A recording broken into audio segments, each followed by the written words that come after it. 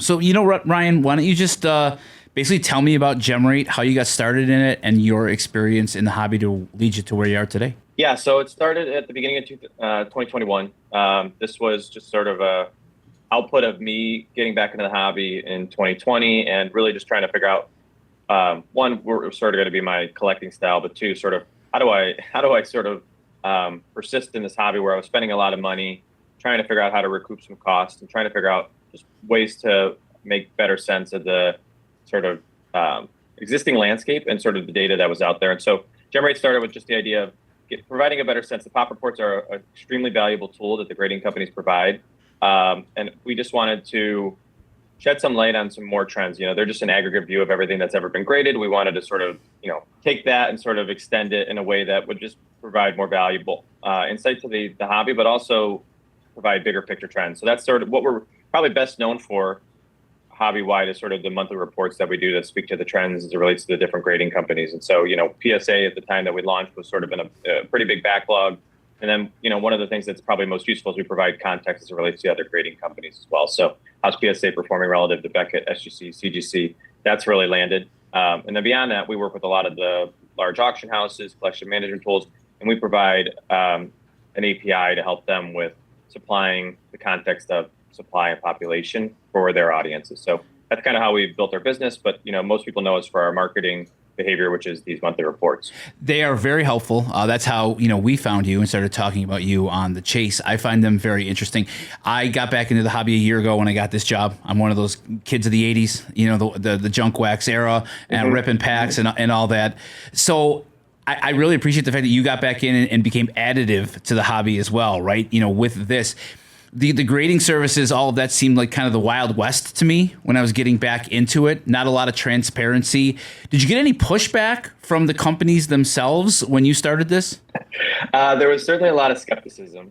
I think people were sort of just wanted to stay at arm's length and sort of just see what I was doing. They really didn't have strong opinions one way or another. I would say, I had heard from a couple people, early on that, some days I was sort of one of their favorite companies and some days I was sort of one of their least favorites in the space. Just in that when you're doing well, you love our data. And when you're not, we're going to shine some light on that as well. And people don't necessarily want that visibility all the time. And so it definitely was sort of a bit of a wait and see behavior with a lot of the grading companies. We work really closely with all of them now. So they sort of understand our reason for being and sort of that we're trying to be additive to the hobby. We're trying to be like a, rising tide lifts all boats company in the space. But yeah, there was definitely some skepticism early on. I would not necessarily pushback. Nobody really ever came at us in a way that was sort of threatening, but it was just one of those things where they were waiting and seeing where we would go with this information. Sure. And I mean, are they giving you this information? Is this is clearly not publicly available information, right? How do you obtain the information? So technically it's publicly available facts then, in the sense that the pop reports are out there. They're all available. They're a great asset to the hobby. And what we do is we snapshot it every day, which is sort of, it's a difficult process. And it was one that took us a year to build out. And it was sort of just because I was so obsessed with sort of the opportunity in the hobby. But we look at the data every day, and then we can sort of look at the differences in the pop reports day over day or week over week or month over month. And that's how we get it. So we do take the public data, but we just do the work to sort of extract that information and then actually evaluate it. And so it exists in a way that's publicly available. Anybody else could do what we do, but to do it at the scale we do is pretty challenging. It takes a lot of sort of infrastructure to build that out. But yeah, that's sort of we do not get anything directly from the company. So to answer your question, this is all from publicly available information. That's interesting, and you're right. At the scale that you're doing it at, me or mom or pop investor or hobbyist is not going to be able to synthesize that information in that way as quickly as you guys do. And it's very clean the way you present it. I appreciate it. What do you think is the biggest challenge right now for these grading companies? We're at a bit of I would say just sort of like this period is being sort of carried by TCG, which is awesome in many ways. TCG is like a very efficient, if you think about the catalog for TCG and sort of the time to grade, TCG is pretty favorable as it relates to, if you're a grading company, you don't mind seeing a bunch of TCG come, like, Pokemon or, it's really mostly Pokemon still at this stage, but come through the doors just because it's a really productive catalog for them. But ultimately, there's a bit of a sense that this could be a little bit of a bubble that we saw similar to what we saw in sports cards in 2021 and 22. And so I think there's a little bit of just, people are cautiously optimistic in this space that TCG will continue to carry the load for a while. But I think the thing that's going to be interesting to see is when, Fanatics takes over, officially they have the licenses, but when they actually take over and start to release products related to it, that should be a bit of a tailwind as it relates to the sports card grading activity. So I think that's going to be, it's not necessarily a pain point right now, but it's one of those where we're in a little bit of a transition phase of like, we're seeing a ton of TCG volume. Sports card grading is actually declining, month over month and year over year for some of the largest players. PSA is usually sort of the most representative of the trends. But, that sort of remains to be seen. People are sort of trying to figure out, is this sort of a macro trend where sports cards are being graded less right now? Is it because of the priorities where TCG is just coming in at a higher volume, or partnerships are sort of dictating that TCG is getting a little bit more of a favorable preference as it relates to grading activity? And, I think people are cautiously optimistic that the sports card grading activity is going to pick up in the back half of the year when Fanatics sort of goes, full launch with these new licenses. Right. It's kind of a perfect timing for TCG to kind of fill the market, right? Of what you're saying, this kind of lull and waiting for the next shift in the sports card market. How do you think AI figures into all of this? Do the grading companies look at that as an ally, as a negative? Like, what's your take there? Yeah, I think it's like most industries in the sense that I think it's going to sort of it's going to be additive to the processes, right? It's going to sort of reduce friction in some ways. So, PSA has spoken about how they use it as a centering tool. There's certain ways that it'll just bring efficiencies to the different processes, I think.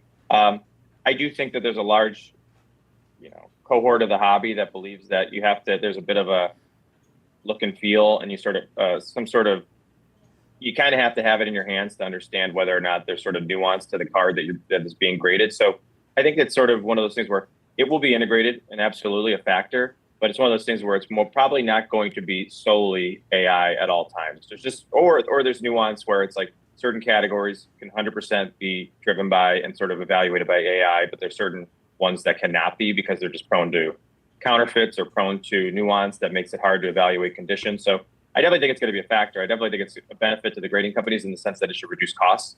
I just don't think people are going to sort of, ride a wave of cards only being evaluated by AI and not sort of understanding there's probably meaningful trade-offs there as well. There's always trade-offs in these things. And so maybe the scale is a trade-off and then more cards can get graded, that you sort of see more of a, unbiased and sort of less, and sort of more consistency on the grading side of things. But there'll probably be certain categories of cards that just don't perform as well or sort of are less accurate at the same time. So I think it's going to be a benefit, but it's going to be more like the cost for these companies than it is going to be something for like the hobby is going to see some sort of massive factor on the side of what they're grading or how they're grading it. Sure, it might be a clunky reference, but it kind of reminds me of like instant replay in sports, right? You still want the human element.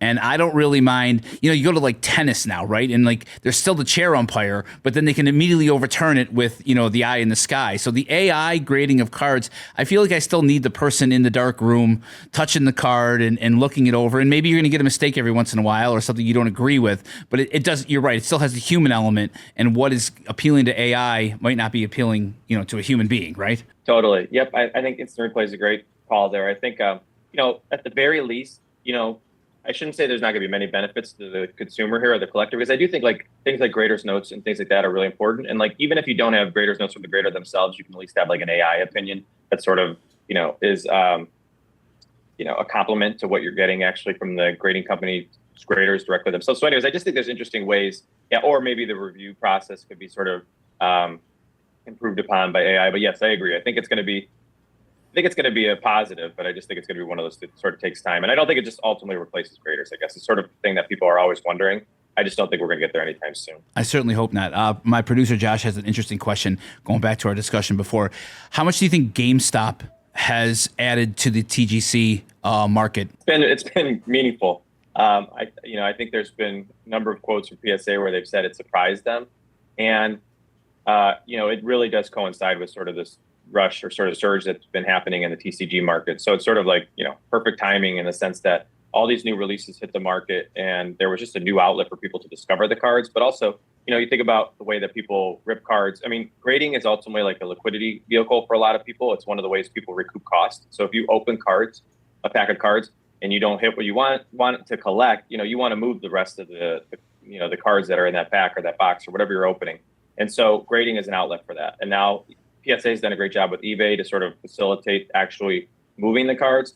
But GameStop's a great vehicle for opening and quickly getting them in the hands of something of a tool or an asset that's going to allow you to liquidate those assets. And so I think GameStop's been super valuable just from bringing in new collectors into the hobby and into the grading category. And I do think it really has sort of amplified the TCG wave that we've seen here. It brings in the retail, like quite literally the retail collector, right? The person who might not have any idea where to send your card to get graded before. It's like sending it off to the Wizard of Oz, right? You didn't know where it was going. You didn't know how it was going to get there. Now being able to go into the mall or go to GameStop, my boys, it's much more accessible for my 12-year-olds to go take their card to GameStop and then just put it in the magic envelope and have it go, right? What do the grading companies view as like the barrier to entry for the common person who is just buying packs, ripping packs, but doesn't know, doesn't go to the next level of grading? Yeah, so I think that's I just spoke to sort of some of the weaknesses that have occurred and sort of not emerged in the hobby in the sense of like opportunities that we're not taking advantage of. Like PSA, for example, is very clearly trying to, has identified and trying to lean into that. The GameStop is an example of that, right? Like most people do not want to send in their cards. Like they don't trust the sort of mail services that exist today, or if you're sending in a high value card, it's just one of those things where you're very sensitive to sort of like the handling of it, and sort of just losing sight of where it is and where it's going, and sort of having visibility into it. And so I do think like that's one point of reduction of sort of friction in the process. But the other thing I would say is PSA just released their new app a couple months ago, and it's really good at identifying cards and really good at sort of helping you, value cards and also understand the population of cards.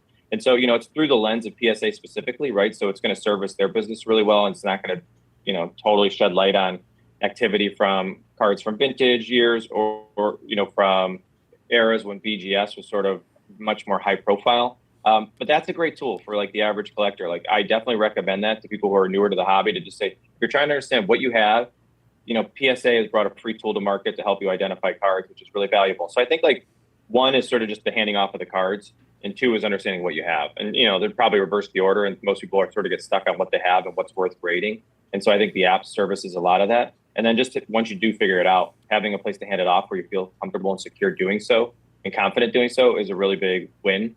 So they're certainly focused on those as priorities. They're not sort of scaling quite to the degree of some of the other initiatives that they've been focused on. But I mean, it's certainly one at the forefront, I think.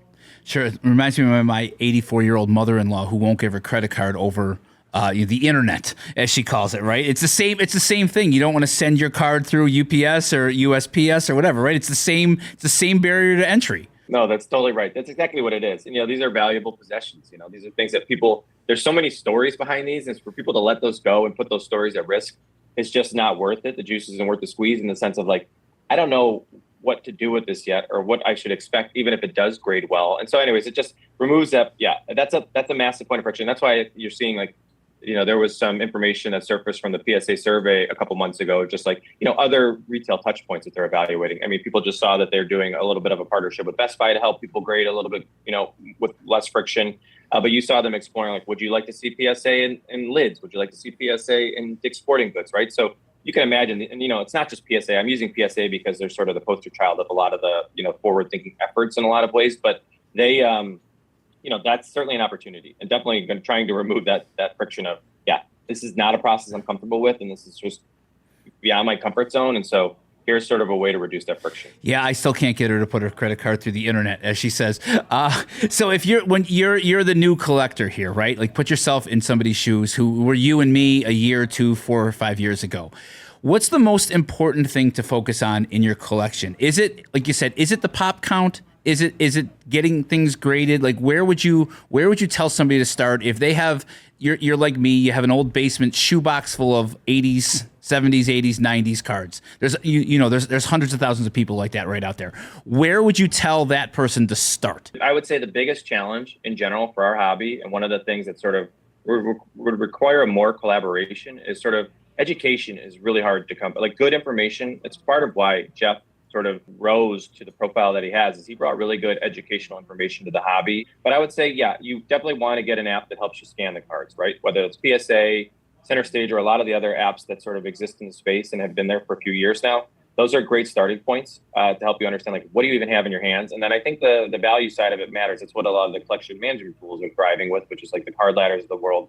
They help you understand what the value is. But that's sort of still speaking to, yesterday's transactions in from most standpoints. And you really want to understand sort of like, where does this stand relative to where it might be a few years from now, or sort of if you were to go through the grading process, what would it look like if I get the cards back in 6 months? When we were kids, when I was a kid, it was the Beckett price guide that you'd get in the mail once a month, right? And then you'd go through, and obviously all your cards were a 10.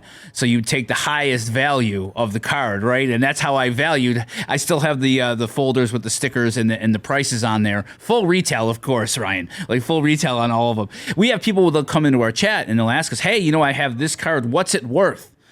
Well, there's about a billion factors, and I'm certainly not, I can't even see the card. So it's like I have no idea what to tell you here. I said, well, are you going to get it graded, et cetera, et cetera? So, people will put us on the spot, and their expectations are always obviously sky high. And I feel bad because I don't have a good starting place to tell them, hey, go here.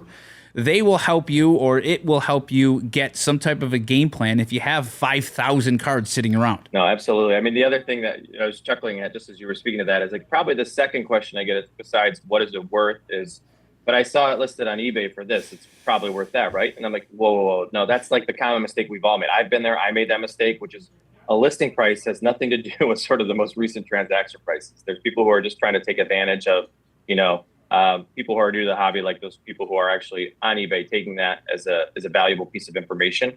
So there are a lot of, it is a difficult problem to solve, but that's why I think like the more and more educational materials, we're actually releasing a new report that's trying to speak towards more of like a little bit more like the transaction side of the hobby, which is going to help people just understand like the collectability of certain players relative to players across different sets or categories or eras. And that's hard to come by information, but it's speaking to exactly this pain point, which is like, I have this set of cards or this, collection of cards. What do I do with it? How do I even make sense of it? Who are players to watch out for? What are cards to watch out for? What are nuances within each category or each set to think about? But yeah, it's a valuable sort of segment of the hobby that hasn't really been fully addressed or really even like remotely addressed. And I think there's still a ton of opportunity there. So anytime I see new tools that come up there, I pay attention to them because I think it's just really understated how important it is to bring new collectors in the hobby and set them up for success. I think most people leave because they sort of feel like they've been had or taken or whatever it is,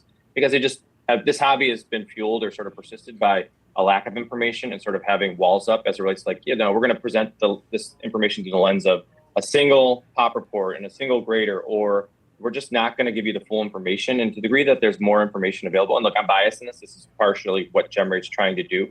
But the better information out there, the more likely people are going to be confident making decisions in the hobby, and the more likely they are to stay. Yeah, it's not really a fair playing field for anybody, who's 2, 3, 4 years or less, right? And you're right, that's when people just walk away because it's like, well, how can I compete? How can I win? I don't think people are necessarily under the assumption that they're just going to make money on every transaction, whatever. But you at least want a fair marketplace. Mm-hmm. Yeah, exactly, and you're right. That's exactly right, though. You're at a huge disadvantage, and so how do you narrow that gap as quickly as possible? It's a hard answer to provide and navigate in the sense that there's just not great tooling out there. Totally. Limited tooling. I shouldn't say great, but it's limited. Anything else that you would like to mention or talk about your Gemrate and what's coming up in the future before we go?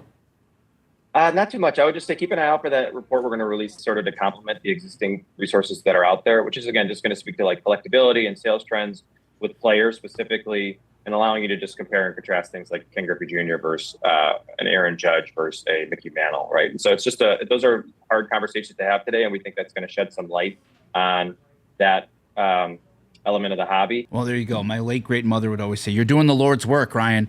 You're shining a light on something that people need more information on." So that is always helpful and additive, and I greatly appreciate it.